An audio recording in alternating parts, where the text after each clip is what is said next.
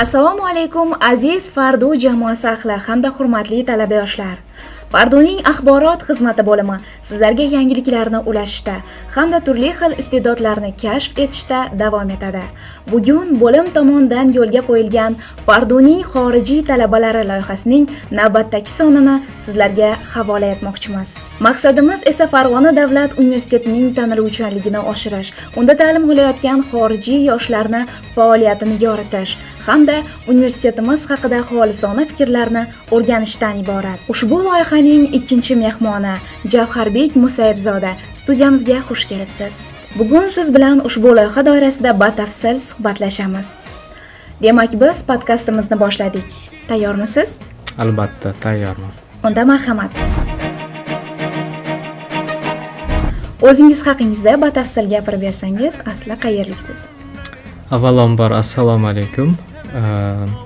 Men Javhar Musayibzoda, Ozarbayjonlikman aslan. Musayibzoda Javhar Shamsuddin o'g'li 1997-yilda Ozarbayjonning Baku shahrida tavallud topgan.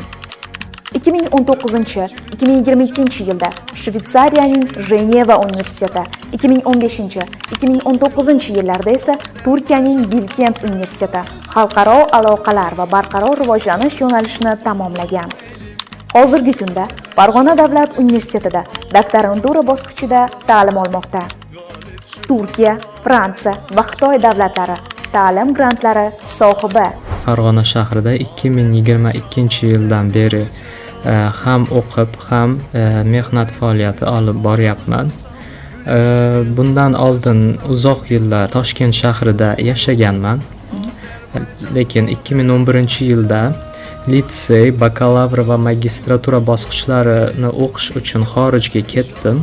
Shu bois Turkiyada, Shvetsariyada, Fransiyada bo'ldim. U yerda shu magistraturani tamomlagandan so'ng yana 2022-yilda Farg'onaga keldim. Bu yerga oilam bilan birgalikda keldik.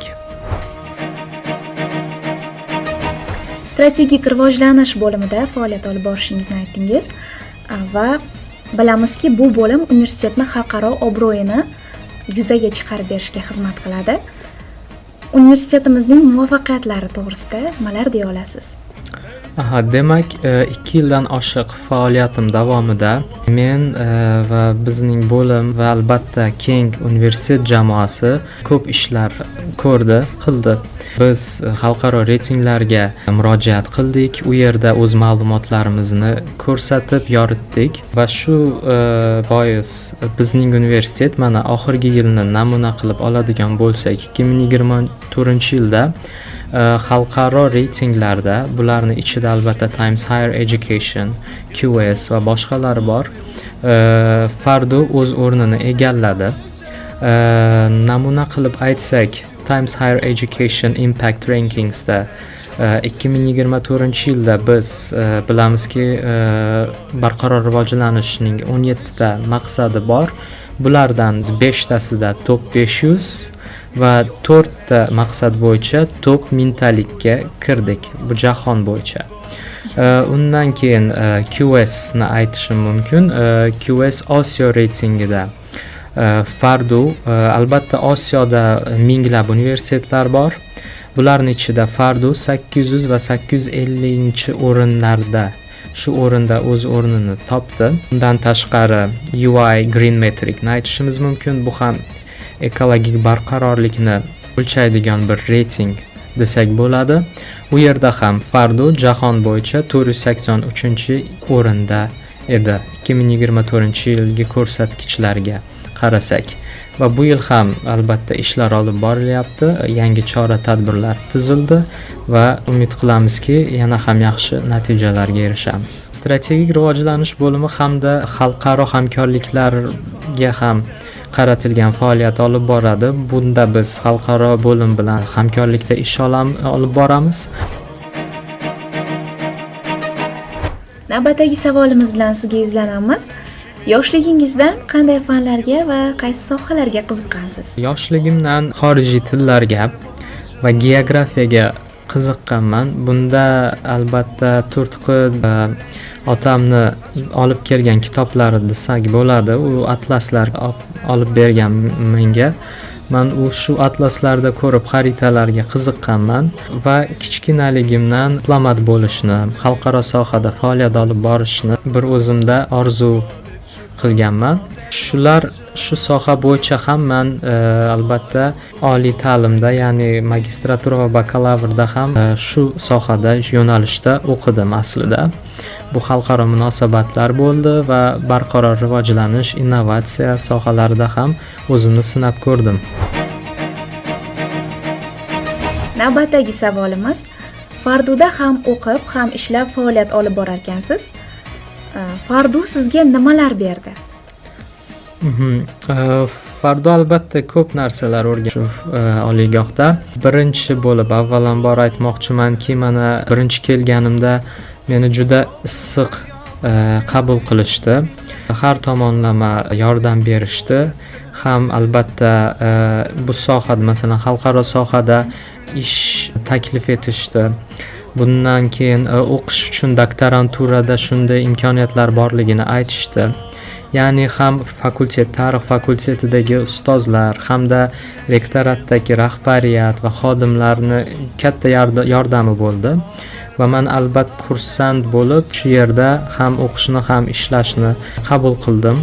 Bu yerda ko'p narsalar o'rgandim. Masalan, har savolim, muammolar tug'ilganda har doim yordam berishadi va o'z ishim bo'yicha mana xalqaro hamkorlik bo'yicha ham reytinglar bo'yicha ko'p narsalarni o'zim birgalikda hamkasblarim bilan o'rgandik. Ya'ni bu faoliyat davomida bo'ldi.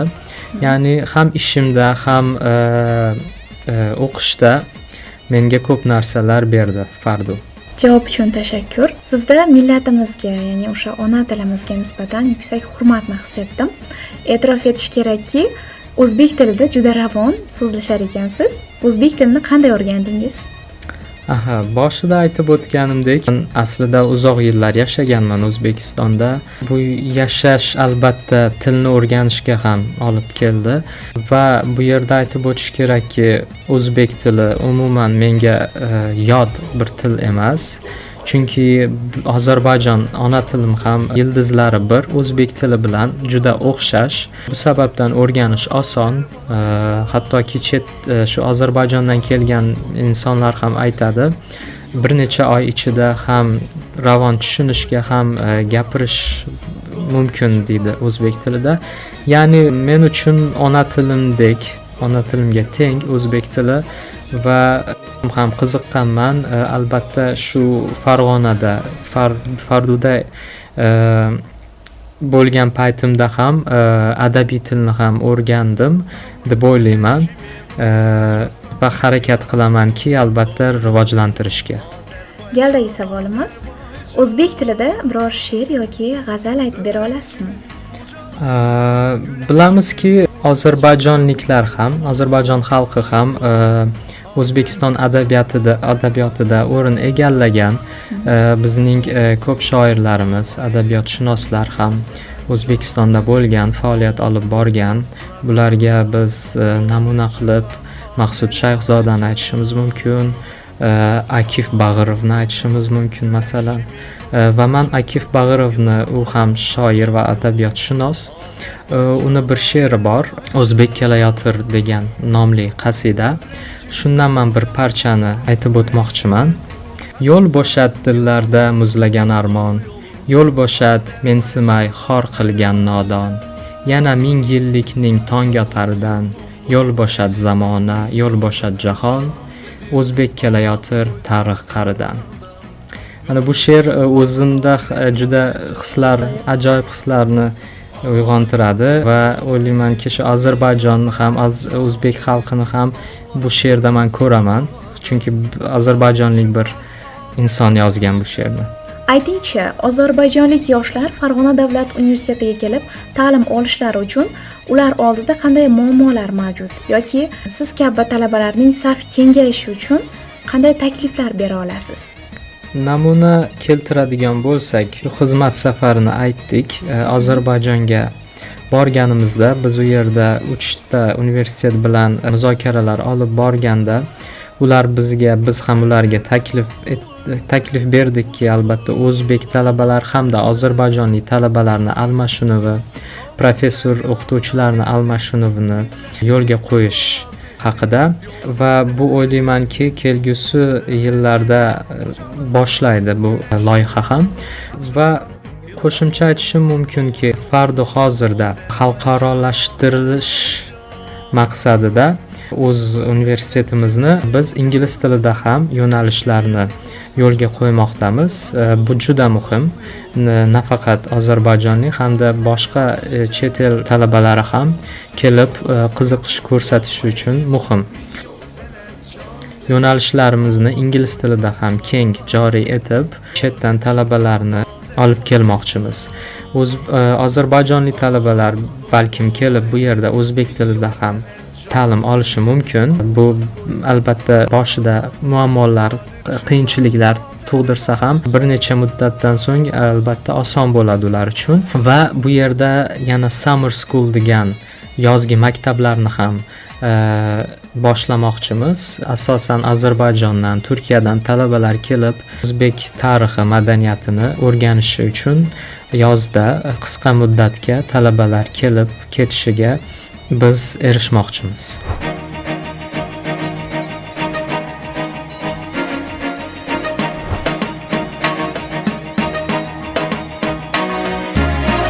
Bilamizki, bizning o'zbek yoshlari ham Ozarbayjon kinolari hamda qo'shiqlarini qalbdan sevib tinglashadi, tomosha qilishadi. Aynan mana shu auditoriya uchun biror bir ozarbayjoncha qo'shiq aytib bera olasizmi? Albatta bu yana ham ikki xalqning qardoshligi va bir-biriga o'xshashligidan dalolat beradi. Biz ham Ozarbayjonda o'zbek qo'shiqlarini zavq bilan tinglaymiz, sevamiz va bu yerda ham shuni ko'rdim men. Man Ozarbayjon tilida Sari galin degan qadim xalq qo'shig'i bor. Shuni kuylamoqchiman. Saçın ucun örmezler, gülü gönçe dermezler, sarı gelin. Bu sevdanın ele sevda, seni bana vermezler. Neylim aman aman, neylim aman aman, sarı gelin,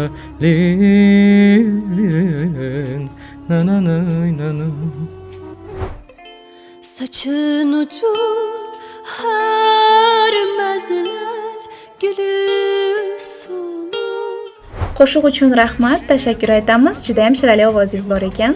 Navbatdagi savolimiz: hozirgi kunda ayni vaqtda nimalar bilan bandsiz va ilmiy ishingizning mavzusi qanday? Ilmiy ishimni hozir yakunlash jarayonidaman. Bu yil 3-bosqich doktorantman va ilmiy ishimning mavzuni nomi O'zbekiston va Ozarbayjon respublikalarining xalqaro tashkilotlaridagi faoliyati va ularning qiyosiy tahlili. Albatta bu aslida oldin ko'rib chiqilmagan mavzu edi. Aynan har ikki respublikaning o'z mustaqil tashqi siyosatini ko'rish va ularni qiyoslashdan iborat aslida. Va men o'z ilmiy ishimni Scopus jurnalida chop etdik. Bu ham men uchun juda faxrlantiruvchi bir. Hozirda aytganimdek, bu yaqin oylarda ishimni tugallab himoyaga olib chiqmoqchiman. Va so'nggi savol bilan sizga yuzlanamiz. Kelajakdagi orzularingiz, maqsadlaringiz haqida bilsak bo'ladimi? Aniqroq qilib aytadigan bo'lsam, o'z ishim bo'yicha, faoliyatim bo'yicha men albatta universitetni Farduni xalqarolashtirish yo'lida chora-tadbirlar, yo'l xaritasini tayyorlash va bunga muvofiq ishlar olib borishni bo'lib ishlar olib borishni xohlayman. Azizlar, shuning bilan Farduning xorijiy talabalari loyihasining navbatdagi soni o'z nihoyasiga yetadi. Bugungi studiyamizning mehmoni Javharbek Musayibzoda bo'ldi. Samimiy suhbat uchun sizga tashakkur aytamiz. Sizga ham rahmat taklif etganingiz uchun va bu yangi loyihada, bu podkastda sizga muvaffaqiyatlar tilayman. Kardeşliğimiz ebedi, yürekte daim bir sevgi. Diasporumuz, gücümüz timsalı. Birliğimizle biz varız, birlikte möhkem dayanırız.